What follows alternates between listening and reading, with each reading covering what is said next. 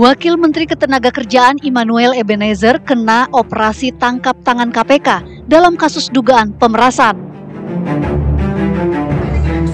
Sebelum terjerat kasus, Immanuel paling lantang membela buruh yang menjadi korban praktik penahanan ijazah di perusahaan.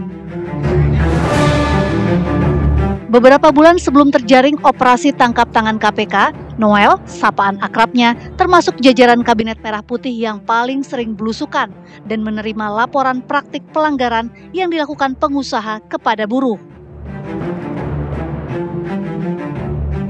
Siapa menyangka Noel terperosok menjadi terperiksa di KPK. Bagaimana kelanjutan nasib Immanuel Ebenezer selanjutnya? Dan benarkah dugaan pemerasan yang menjadi petunjuk penangkapan Noel? Ya pemirsa, Wakil Menteri Ketenagakerjaan Immanuel Ebenezer ini tersandung kasus korupsi. Ia terjaring dalam operasi tangkap tangan KPK pada Rabu malam dan diduga terkait dengan kasus dugaan pengurusan sertifikat K3. Lalu kita juga masih menunggu bagaimana pengumuman dari KPK soal penetapan status dari Immanuel Ebenezer. Malam hari ini kita akan membahasnya dengan sejumlah narasumber yang sudah hadir di Apa Kabar Indonesia Malam. Dari Jokman ada Mas Andi Aswan. Selamat malam Mas Andi. Malam, sehat ya Mas ya, terima kasih sudah hadir. Dan juga bergabung bersama kita pemirsa ada Pak M. Yasin, mantan pimpinan KPK. Selamat malam Pak Yasin. Selamat malam Mbak Sehat Jen. ya Pak ya? Alhamdulillah sehat. Dan juga hadir bersama kita ada pengamat hukum dari Universitas Trisakti, Pak Abdul Fikar. Selamat malam Pak Abdul Fikar. Sehat juga ya Pak ya? Sehat, Alhamdulillah. Pak Yasin, kita ingin tahu sebetulnya pada OTT yang dilakukan KPK ini sebetulnya orangnya sudah ditarget, sudah diriset dulu sebelumnya atau seperti apa sih bekerjanya Pak Yasin?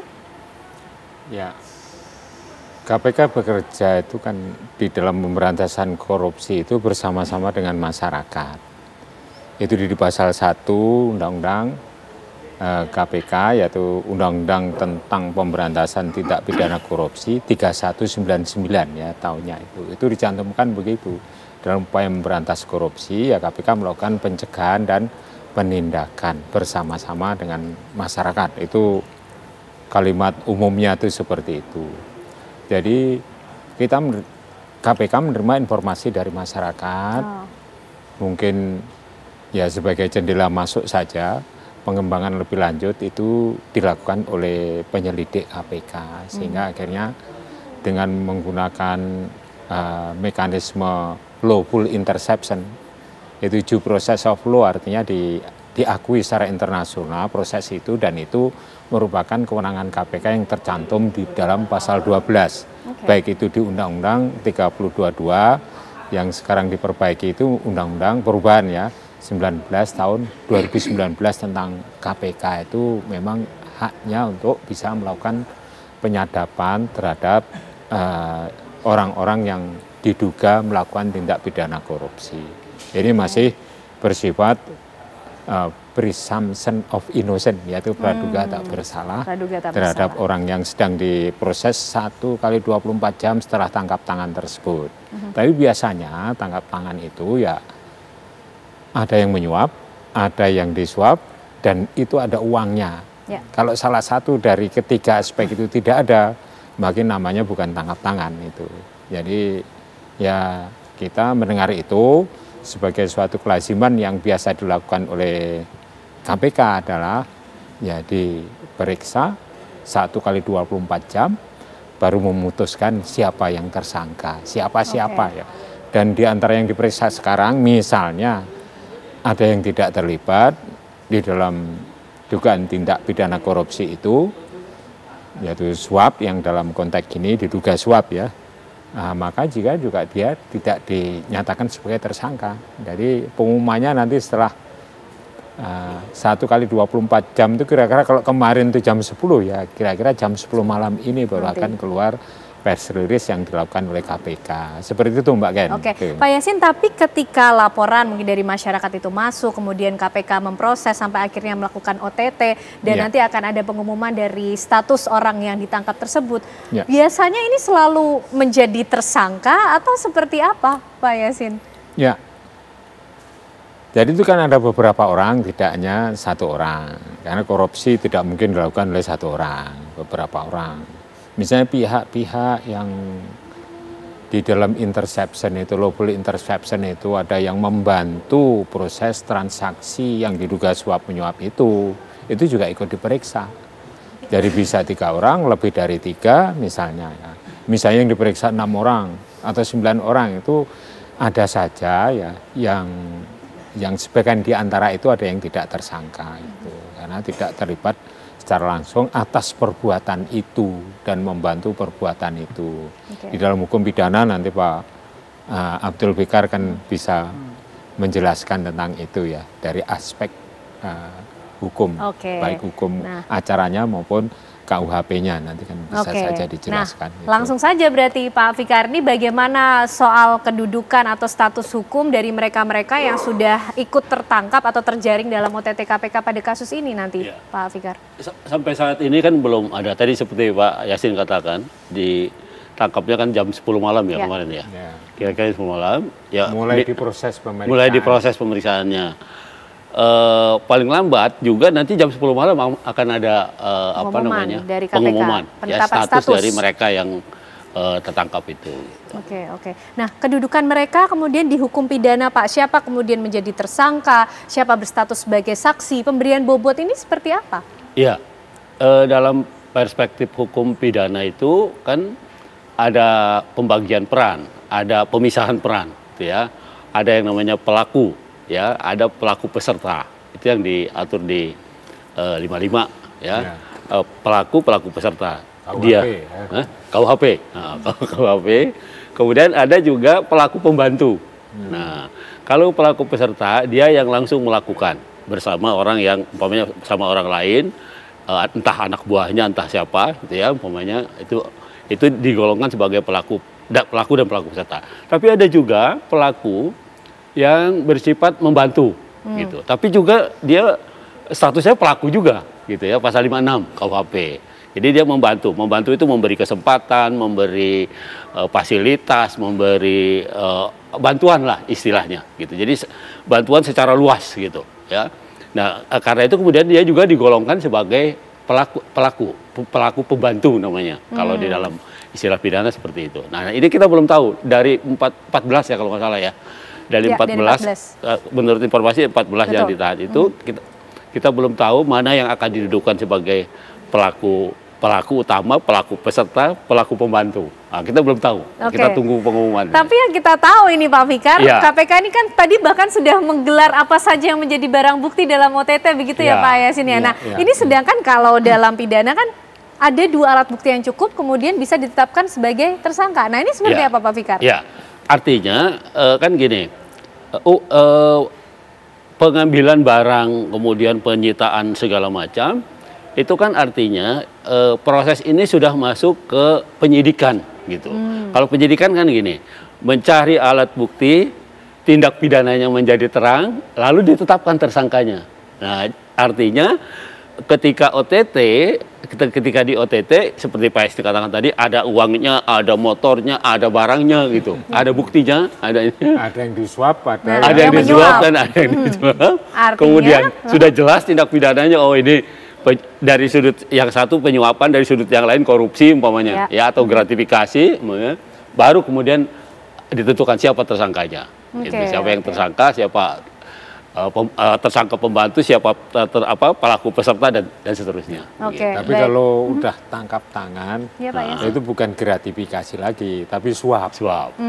Jadi kalau gratifikasi kan ada spare waktu untuk bisa dia melaporkan. Tapi kalau sudah ada transaksi, kesepakatan tempatnya di mana, uangnya ditransaksikan di situ, nah itu terang ada tindak pidana berarti di situ terang Pak? Ada, itu suap, yaitu pasal 5 dan pasal 6.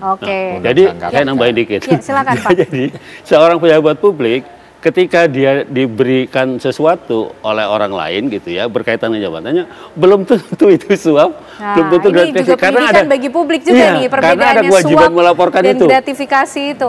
Melaporkan. Kalau KPK bilang itu halal. Bisa dikasih buat. Oke. Iya kan?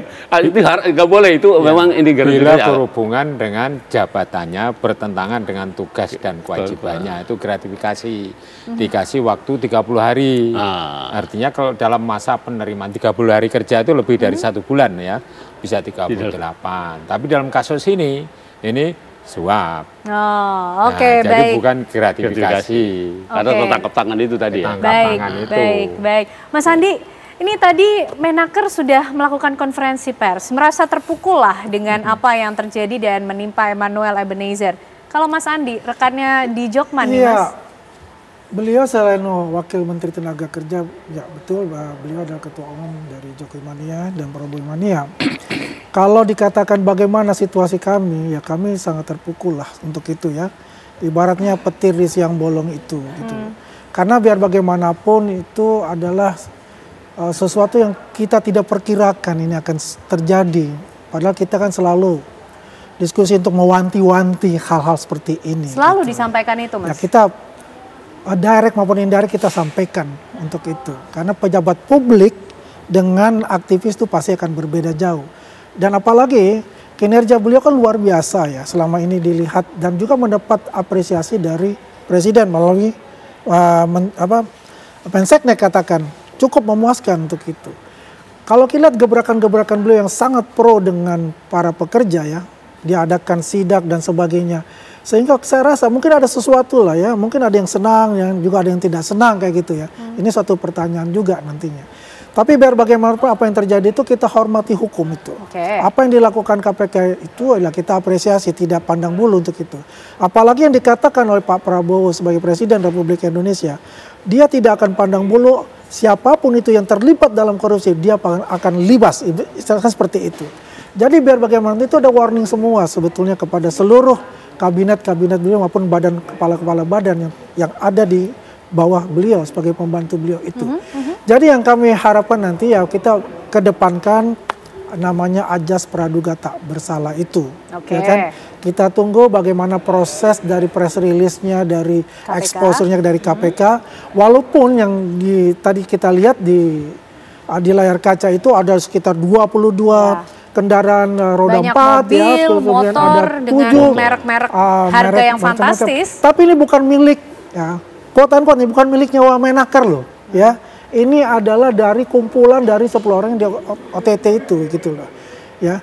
Kalau ada yang bertanya yang mana punya Pak Wamedia, saya nggak tahu yang mana punya Pak. Karena kemudian yang menjadi sorotan adalah sosok Emmanuel Ebenezer Mas Andi yang selama ini kinerjanya kita tahu sepak terjangnya seperti apa dalam membela hak buruh para pekerja, lantang bahkan menyuarakan mengenai korupsi begitu kan, soal suap. Tapi hari ini kita melihat bahwa KPK melakukan OTT, tapi ditahan Mas Andi. Nanti dijawabnya sesaat lagi pemirsa, usai jeda.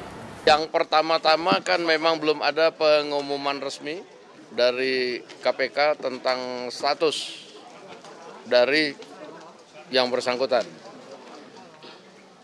Namun perlu ditegaskan di sini bahwa berkali-kali Presiden Prabowo menekankan bahwa Presiden tidak pandang bulu terhadap penegakan kasus-kasus korupsi, sehingga yang pasti Presiden tidak akan melindungi bila ada memang terbukti pembantu-pembantunya melakukan hal-hal perbuatan yang tidak terpuji. Demikian.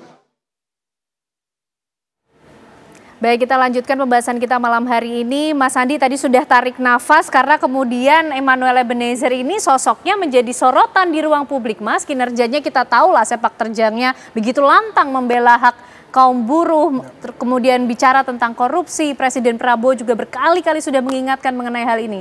Tapi tersandung juga Mas Andi. Iya, kan seorang manusia itu ya tidak selalu sempurna. Pasti ada celah-celah itu dia akan akan lupa. Dan ada yang menggoda. Ada yang menggoda. Ya, itu suatu keniscayaan. Makanya disitulah yang namanya iman bermain. Gitu. Yang menutup sebagai benteng untuk kita. Apakah kita mau maju, kita kejeblos di dalam jurang, atau kita bertahan dengan penderitaan. Ya seperti itulah. Yang paling utama adalah di sini adalah kita tidak menuduh secara sebelum ada bukti yang konkret. kemudian ada rilis dari KPK seperti apa. Jadi kita kedepankan namanya ajas praduga tak bersalah. Yang terpenting di sini adalah bahwa Pak Prabowo itu tidak pandang bulu untuk menghajar semua, melibas semua yang namanya korupsi. Ini sangat luar biasa untuk itu dan kita apresiasi untuk itu. Dan menghidupi soal semangat Pak Prabowo itu tentunya ya Mas ya. Meskipun kemudian teman dari Jokman tapi sama tidak pandang bulu juga. Apapun proses hukum yang harus dihadapi ya jalani. Kita harus jalani itu. Yang biar bagaimana kan hukum harus dikedepankan di atas segala kepentingan-kepentingan itu. Oke. Baik, Pak Yasin, kalau proses OTT ini Pak, sebetulnya persiapan yang dilakukan oleh KPK itu seperti apa sih Pak? Kok kemudian kita tadi melihat barang bukti begitu banyak Pak? Apakah ini memang didapatkan dalam waktu singkat yang diketahui oleh publik? Kan ini sepertinya kok cepat sekali gitu, tapi sebetulnya seperti apa? Iya, jadi seperti yang saya jelaskan tadi itu kan KPK itu dalam melaksanakan tugas dan fungsinya, core tugasnya kan pencegahan dan pemberantasan. Itu bersama-sama dengan masyarakat. Masyarakat ngasih informasi, kemudian KPK mengembangkan dari laporan atau informasi dari masyarakat itu di dalam konteks penyelidikan dan ditambah lagi dengan penyadapan. Penyadapan itu adalah sah menurut hukum, yaitu lawful interception. Itu ngawang-ngawang di udara, bukan kok nyadap itu HP yang disadap, bukan hanya seperti radio itu bukan ya.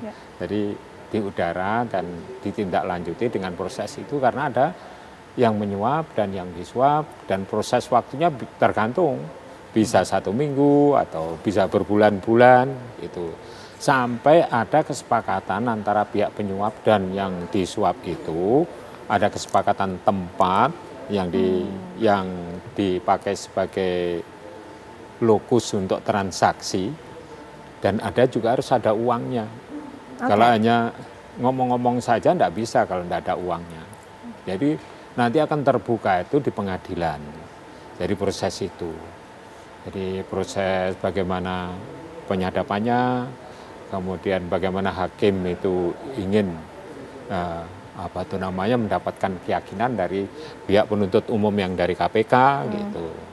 Nah, sehingga di situ proses untuk di persidangan itu kan proses hakim untuk diyakinkan dari pihak penuntut umum atau pihak yang tersangka yang didampingi oleh pengacaranya atau kuasa hukumnya begitu.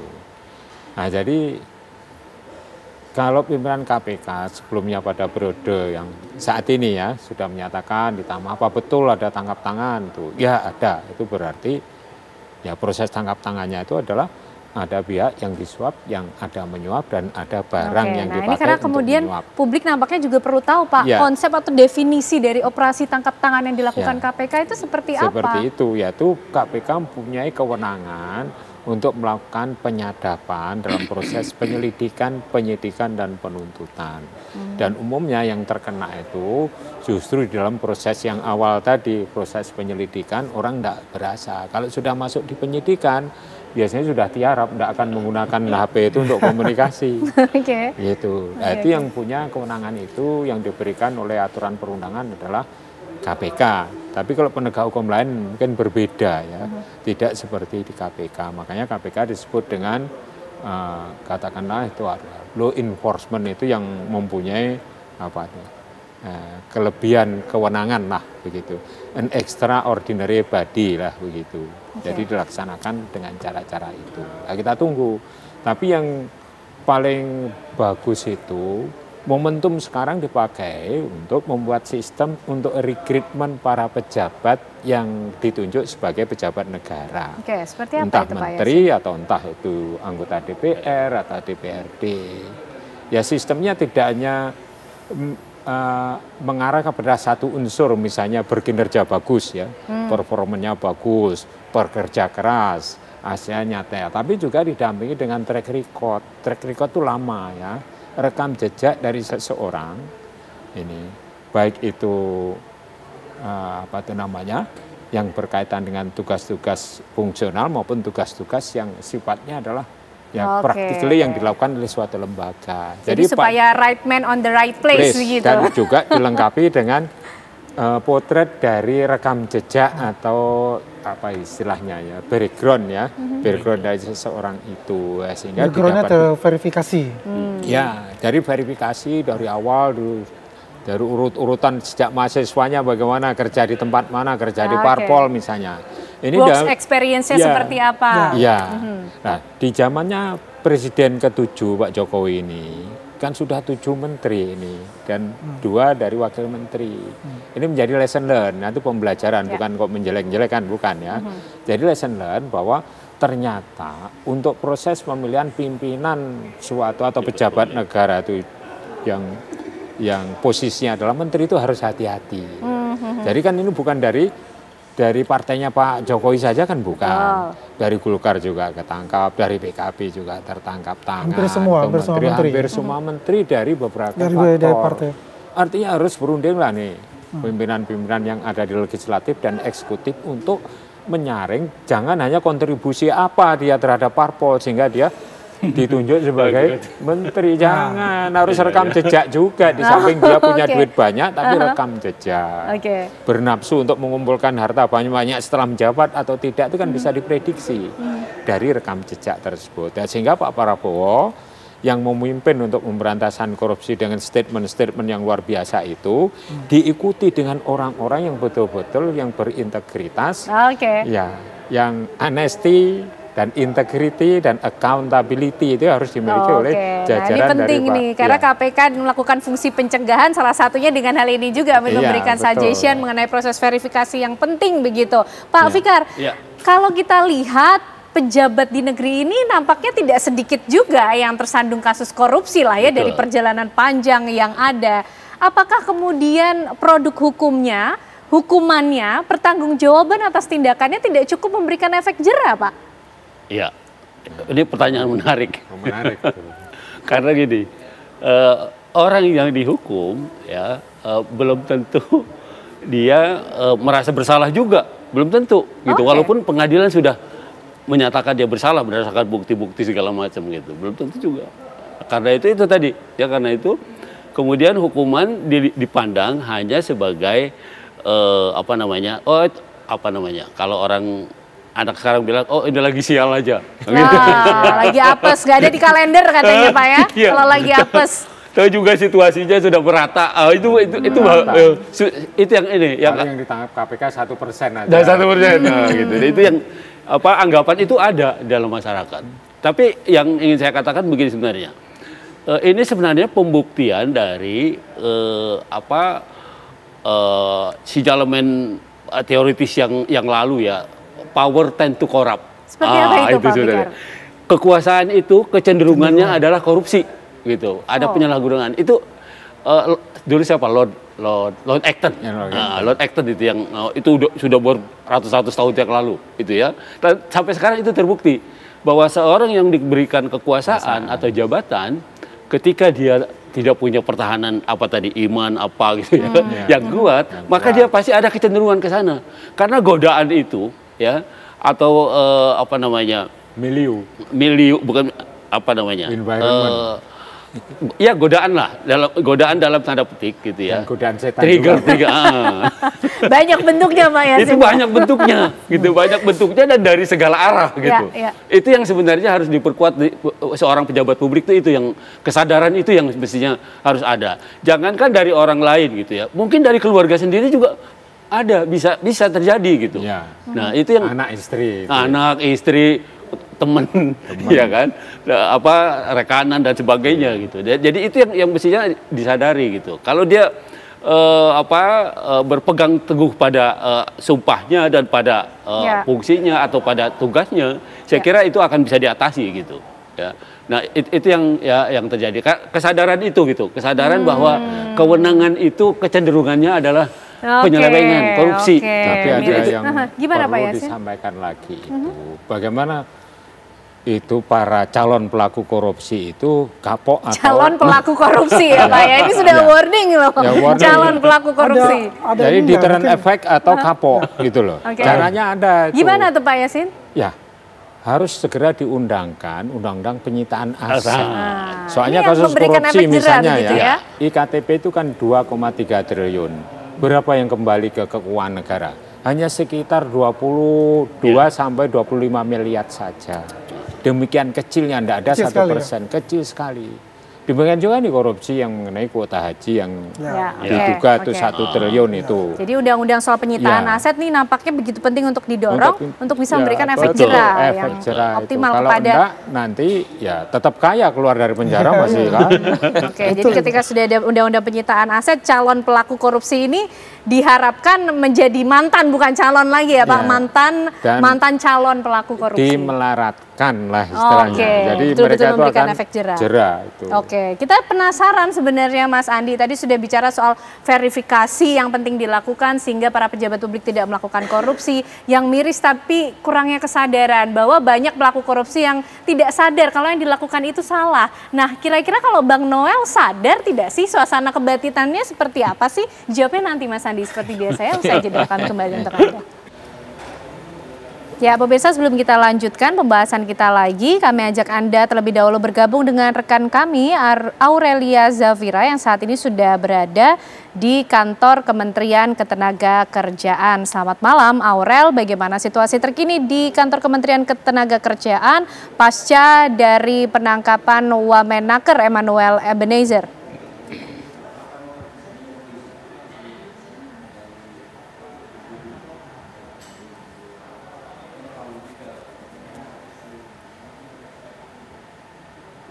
Baik,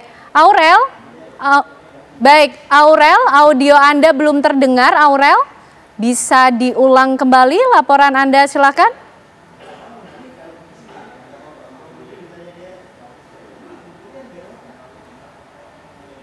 Halo, selamat malam Aurel. Baik, nampaknya masih ada gangguan komunikasi dengan rekan kami Aurelia Zafira yang nanti akan kembali mengabarkan dari kantor Kementerian Ketenagakerjaan, meskipun tadi juga Menteri Ketenagakerjaan sendiri juga sudah menyampaikan konferensi pers. Mas Andi, ini kita ingin tahu sesama Jokman mungkin ya, pasti cukup sering lah berbincang lah ya dengan Emmanuel Ebenezer. Di satu sisi kita mengenal sebagai sosok yang kontroversial dengan gebrakannya begitu lantang begitu kan, tapi ternyata juga tersandung di kasus korupsi. Bagaimana sih suasana kebatinannya? Apakah kemudian tadi soal kesadaran tidak merasa bersalah dalam melakukan tindakan korupsi ini juga terlihat begitu? Ya, kembali lagi saya katakan tadi, setiap manusia itu pasti punya kealpaan dalam dirinya itu, ya kan? Kemungkinan pada saat itu mungkin beliau tidak aware ya untuk masalah akan seperti ini gitu. Tapi kalau kita lihat ya mungkin ya godaan setannya lebih besar gitu kan. Lebih dahsyat mungkin. Belum mampu mengatasi godaan yang lebih besar itu. Makanya itulah iman kita itu memang harus diperkuat untuk itu. Tapi sebetulnya kita apresiasi dengan kinerja beliau yang luar biasa itu ya. Yang bagaimana beliau yang katakanlah para pekerja yang terpinggirkan, ya, dia obligasinya dari perusahaan untuk harus dibayar ke mereka tidak dilakukan dengan gebrakan-gebrakan beliau, dan ini akan menjadikan bahwa tidak ada lagi penghisapan gitu. Ya, pekerja dengan majikan istilah seperti itu. Tapi yang jelas apapun yang terjadi sudah terjadi, ya kan?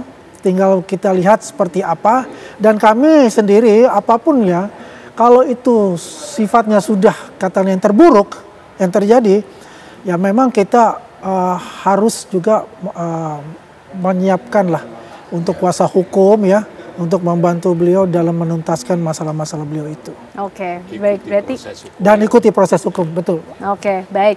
Nah, kita akan kembali menyapa rekan kami Aurelia Zafira, pemirsa yang berada di kantor Kementerian Ketenagakerjaan. Selamat malam Aurel, bagaimana pantauan Anda, kondisi terkini di sana pasca penangkapan dari Wamenaker Emmanuel Ebenezer dalam OTT KPK?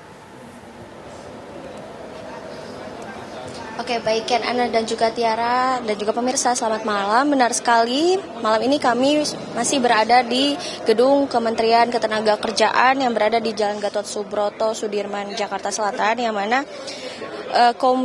Komisi Pemberantasan Korupsi atau KPK melakukan operasi penggeledahan di kantor Kementerian Ketenagakerjaan pada hari ini, yang mana penggeledahan tersebut berlangsung di dua lokasi berbeda, yakni di lantai 7 dan juga di lantai 2 gedung Kemenaker. Untuk di lantai 7 sendiri ini diketahui ada merupakan ruang kerja dari Direktur Bina Kelembagaan Kemenaker yakni Heri Susanto, dan sementara sedangkan yang di lantai 2 sendiri ini merupakan ruang kerja dari Wakil Menteri Ketenagakerjaan Immanuel Ebenezer atau Noel. Yang mana hingga saat ini dari KPK sendiri belum mengumumkan secara resmi jumlah pihak yang diamankan maupun barang bukti yang disita dalam operasi tangkap tangan tersebut. Dan tadi juga sekitar pukul 5 sore waktu Indonesia Barat dari Menteri Kemenaker sendiri sudah melakukan konferensi pers, yang mana hasil dari konferensi pers tersebut Menteri Ketenagakerjaan mengatakan bahwa sudah melakukan fakta integritas dengan perusahaan jasa K3 agar tidak ada praktek suap, pemerasan dan lainnya, dan nantinya juga Kemenaker akan merotasi pegawai yang sudah lebih dari 4 tahun melakukan proses layanan sehingga lebih transparan dan merevisi regulasi K3. Dan sampai saat ini juga posisi dari Wamenaker Immanuel Ebenezer atau Noel ini belum ada keputusan lebih lanjut. Mungkin sementara demikian, Ken, saya kembalikan ke Anda di studio. Terima kasih Aurelia Zafira mengabarkan dari kantor Kementerian Ketenagakerjaan. Nampaknya pihak-pihak ini juga sudah mulai melakukan adjustment, penyesuaian pasca OTT dari Immanuel Ebenezer. Pak Yasin, ini penggeledahan dilakukan oleh KPK di kantor Kementerian Ketenagakerjaan. Ini memang dilakukan setelah OTT berlangsung? Setelah OTT kan statusnya itu kalau sudah naik ke tingkat penyidikan, bukan lagi penyelidikan kan, maka ada upaya paksa dari KPK itu untuk melaksanakan ya apa itu istilahnya itu ya, kewenangannya sudah masuk di dalam apa yang disebut dengan pro justisia, dia punya kewenangan untuk melakukan penggeledahan sebagaimana diatur dalam pasal 12 ya. Undang-Undang 19 tahun 2019 ya. Nah, itu didampingi oleh beberapa ya aparat pengamanan yaitu dari kepolisian, BRIMOB biasanya itu seperti itu. Nah, untuk menemukan bukti-bukti yang terkait dengan kasus agar ya kasus itu menjadi terang benderang ya. Sehingga pada saat mengumumkan nanti itu sudah lengkap, baik itu dokumen atau data atau uang atau barang, itu sudah bisa disampaikan di dalam konferensi pers yang sebentar lagi mungkin ya, dalam malam inilah jamnya kita tidak tahu ya. Itu akan diumumkan kepada masyarakat sehingga itu merupakan suatu tanggung jawab dari KPK, akuntability dari KPK karena dia bertanggung jawab kepada publik yaitu KPK itu. Jadi hal-hal yang bisa disampaikan sepanjang tidak melanggar yaitu undang-undang tentang kebebasan untuk informasi publik maka akan disampaikan di dalam konferensi pers nanti gitu. Oke. Itu Mbak Ken. Jadi kita tunggu saja nanti seperti apa dan nanti baru masyarakat akan lebih jelas adanya proses hukum yang sekarang ini udah menghebohkan masyarakat lah, katakanlah seperti itu. Betul, karena momentum yang ditunggu-tunggu pasti ketika para penyidik KPK ini keluar dengan membawa barang bukti itu dari apa saja yang kemudian dibawa. Tapi kalau isi dari penyadapan keluarnya nanti pada saat di persidangan ya. Itu sesuai dengan aturan perundangan yang berlaku itu seperti itu. Ya. Pak Fikar, ini proses hukum selanjutnya yang akan disaksikan dan dikawal juga oleh publik dalam kasus ini yang kemudian menyeret nama Wamenaker Immanuel Ebenezer akan seperti apa? Iya, saya kira ini kan sudah masuk penyidikan kalau nggak salah ya. Karena bukan peristiwanya sudah ada gitu. Sekarang sudah masuk ke penyidikan. Karena itu tadi seperti Pak Yasin katakan, upaya paksa mulai digunakan gitu. Meskipun sebenarnya secara teoritis upaya paksa itu harus mendapat persetujuan dari umpamanya menggeledah menyita pengadilan ya. Tetapi khusus dalam OTT ya, khusus dalam tertangkap tangan gitu ya, maka tidak diperlukan perizinan dari instansi peradilan gitu. Artinya bisa dilakukan langsung penggeledahan, penyitaan bahkan sampai kemudian dirumuskan menjadi satu peristiwa pidana dan ada tersangkanya siapa yang kemudian dimajukan ke pengadilan. Nah, pertanyaan Apa tadi lupa ya? Soal proses hukum ke depan nanti akan seperti apa yang akan kita saksikan bersama dari kasus ini, Pak Fikar? Ya, saya kira masyarakat akan melihat, menyaksikan ya bahwa penegakan hukum tindak pidana korupsi itu tidak terbatas pada siapa, tetapi pasti menyangkut kekuasaan, pasti menyangkut kewenangan gitu ya. Kalau menambahkan ya Pak Fikar ya, jadi betul apa yang dikatakan oleh Pak Fikar tadi, proses hukumnya setelah memberitahu kepada masyarakat dan sesuai aturan perundangan yang berlaku bahwa proses tangkap tangan ini menuju ke pengadilan dan diputus oleh hakim itu tidak lebih dari 90 hari atau 3 bulan. Oke. Itu sangat cepat dan sangat efisien itu di dalam proses hukum untuk korupsi. Untuk kasus OTT itu. Singkat? Iya, saya kira ini pembelajaran bagi masyarakat juga ya. Bahwa pejabat publik itu tidak melulu dia punya kewenangan yang begitu luas ya ke masyarakat, tetapi juga masyarakat punya